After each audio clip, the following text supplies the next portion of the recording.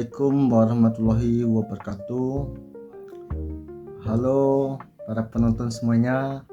Perkenalkan, nama saya Fernanda Putra Arme dengan NIM 2522150. Di sini saya akan membuat video tentang materi antena, internet satelit, jaringan seluler, dan jaringan ad hoc untuk memenuhi syarat perkuliahan atau ujian akhir semester dengan mata kuliah jaringan komputer, jaringan nirkabel. Selamat menonton dan selamat menyaksikan. Baiklah, di sini saya akan menjelaskan pada materi yang pertama, yaitu antena. Secara umum, antena adalah salah satu elemen krusial dalam sistem komunikasi nirkabel. Tanpa antena, perangkat seperti ponsel, laptop, atau router tidak akan mampu mengirim atau menerima informasi secara nirkabel. Secara teknis, antena berfungsi mengubah sinyal listrik menjadi gelombang elektromagnetik untuk dikirimkan ke udara dan sebaliknya saat menerima sinyal dari luar. Kalau secara analogi sederhananya, bayangkan kamu berbicara lewat walkie-talkie, yaitu suaramu diubah menjadi sinyal listrik. Lalu antena mengubahnya jadi gelombang radio yang bisa melompat ke udara dan ditangkap oleh lawan bicaramu. Nah, adapun tujuan dan manfaat mempelajari antena. Tujuannya pertama, mengetahui cara bekerja dasar antena dalam proses transmisi dan penerimaan sinyal. Poin kedua, mengenali jenis-jenis antena dan penerapannya dalam sistem jaringan. Manfaatnya, pertama, mampu merancang dan mengoptimalisasikan sistem komunikasi nirkabel.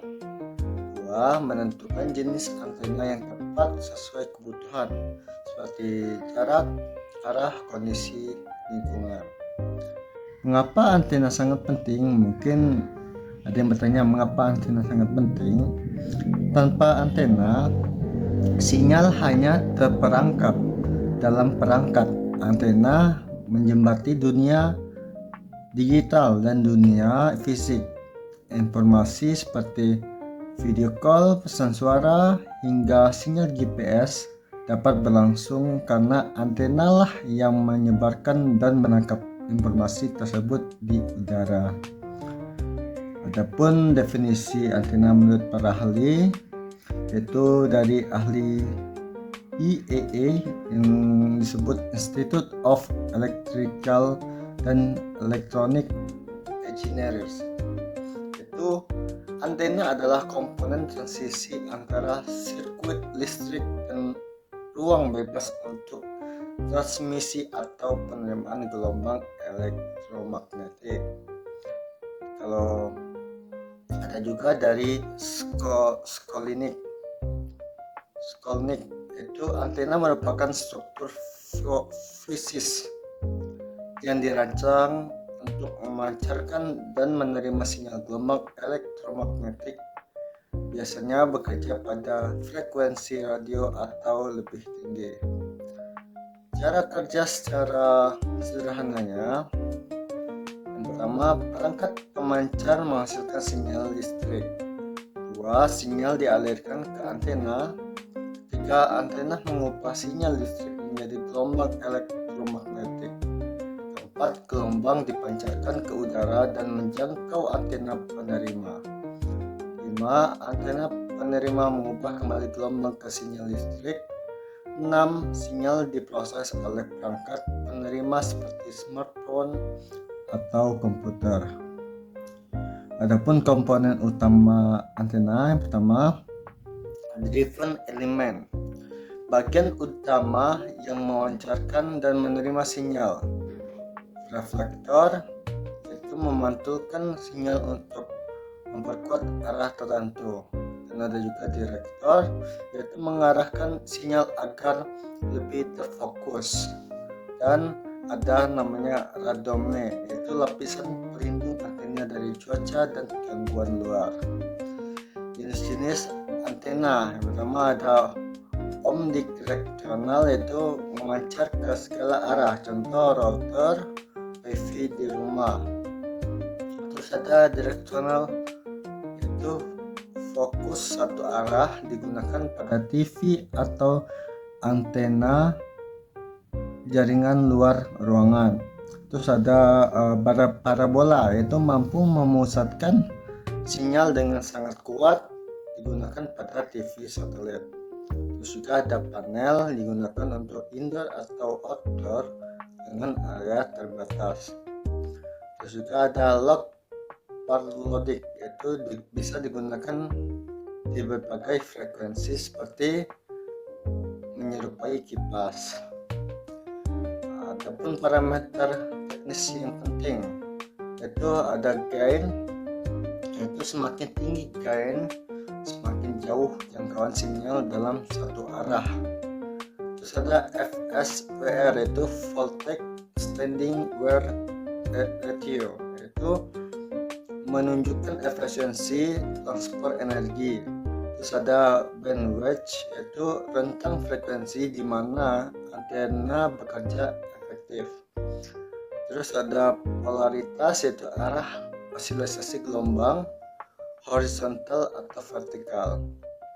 Nah, antena memiliki kelebihan dan kekurangannya. Kelebihannya, pertama, meningkatkan jangkauan dan efisiensi sinyal. Kedua, bisa diatur sesuai kebutuhan lokasi dan tujuan komunikasi. Kekurangannya, pertama, memerlukan penyetelan yang tepat. Kedua, sensitif terhadap cuaca dan penghalang fisik seperti bangunan, pohon, dan lain-lain. Contoh penggunaannya, antena pada router Wi-Fi, antena GPS mobil, antena radar di bandara dan kapal, dan antena pada sistem militer atau komunikasi darurat. Baik, saya akan melanjutkan tentang materi yang kedua, yaitu tentang internet satelit.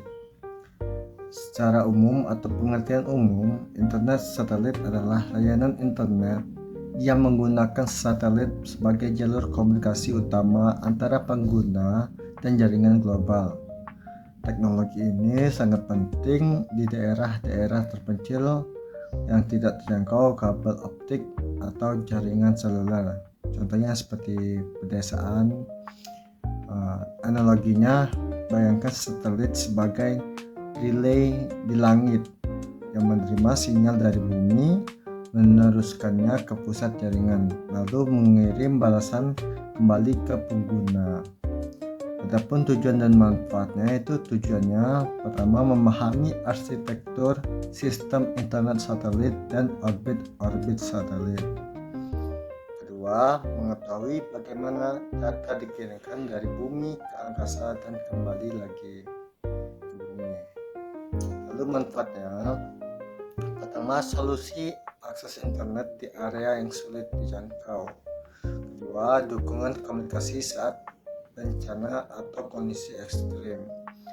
Ketiga, fondasi teknologi cloud seperti Starlink, OneWeb, dan lainnya. Adapun definisi menurut NASA, internet satelit adalah sistem komunikasi dua arah yang memanfaatkan satelit orbit bumi untuk menyediakan konektivitas internet bagi pengguna di lokasi terpencil. Nah, adapun jenis satelit berdasarkan orbit yaitu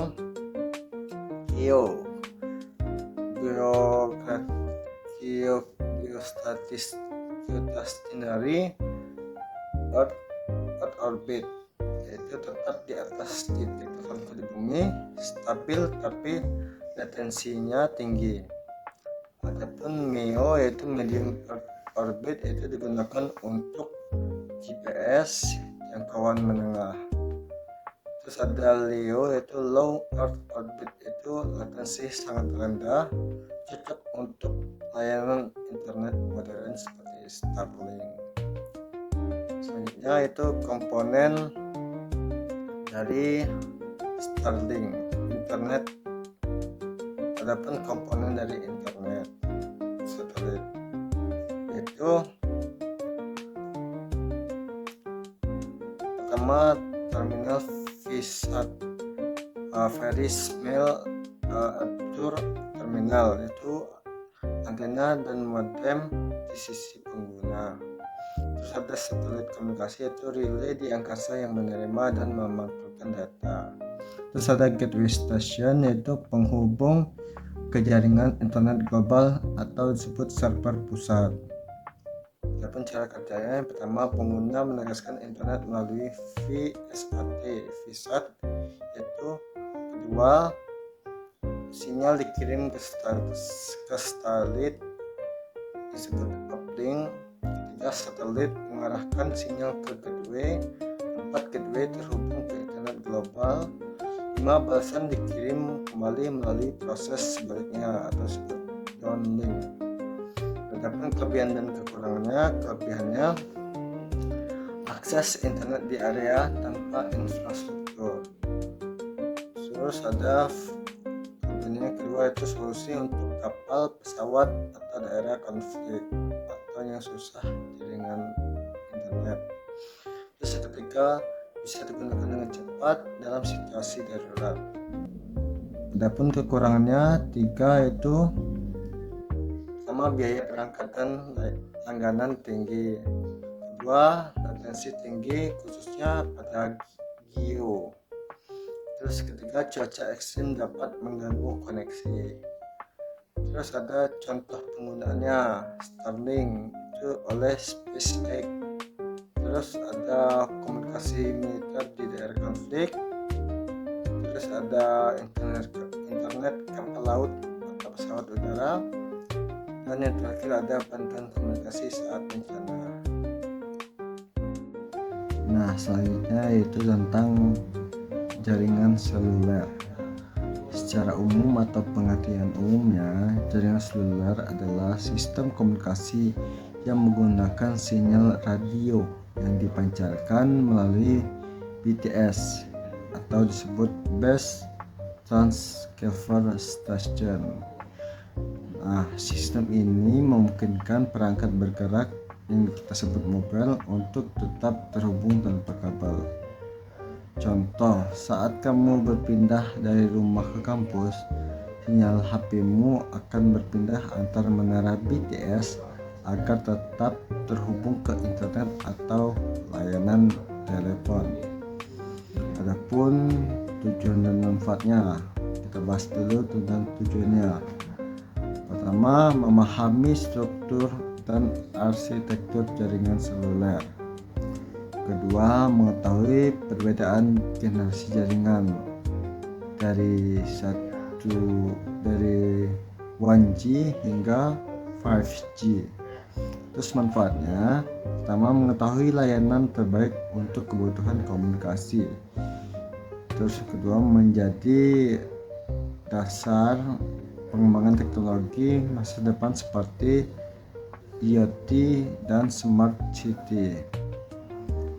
Nah, adapun definisi menurut ITU, itu jaringan seluler adalah sistem komunikasi berbasis sel dan radio yang memungkinkan mobilitas tinggi bagi pengguna.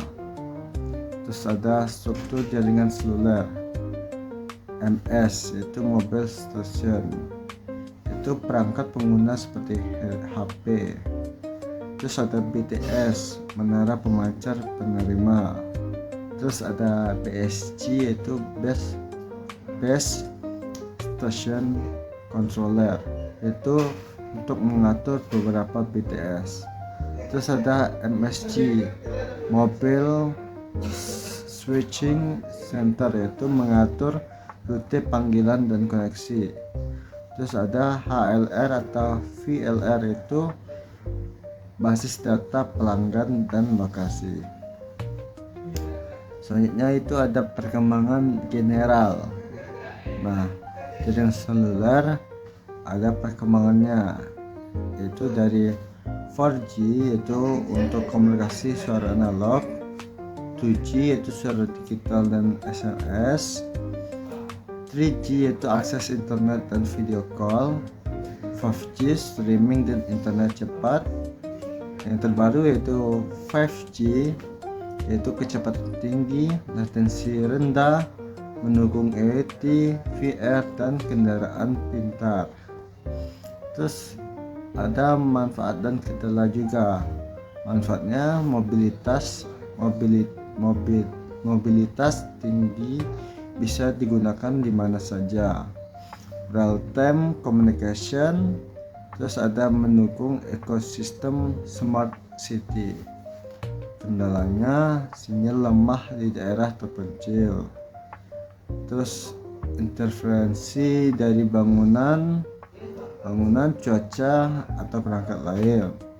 Terus jaringan bisa padat saat traffic tinggi.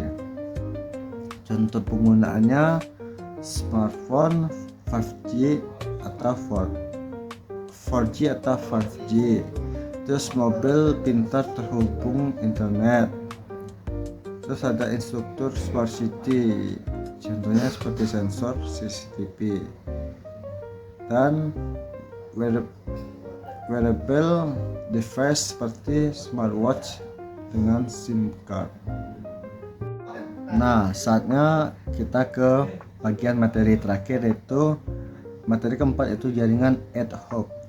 Pengertian umum atau secara umumnya, jaringan ad hoc adalah jaringan spontan yang tidak memerlukan infrastruktur seperti router atau BTS. Setiap perangkat dalam jaringan bertindak sebagai pengirim sekaligus penerima sinyal. Analoginya, bayangkan sekelompok orang di tempat terpencil saling mengirim pesan lewat walkie-talkie tanpa menara atau server pusat. Adapun tujuan dan manfaatnya, kita bahas dulu tentang tujuannya, yaitu memahami prinsip jaringan tanpa infrastruktur tetap, terus mempelajari dinamika jaringan yang terbentuk secara otomatis. Nah, untuk manfaatnya, pertama, sangat berguna untuk situasi darurat. Kedua, membuka peluang pengembangan teknologi komunikasi otomatis dan cerdas.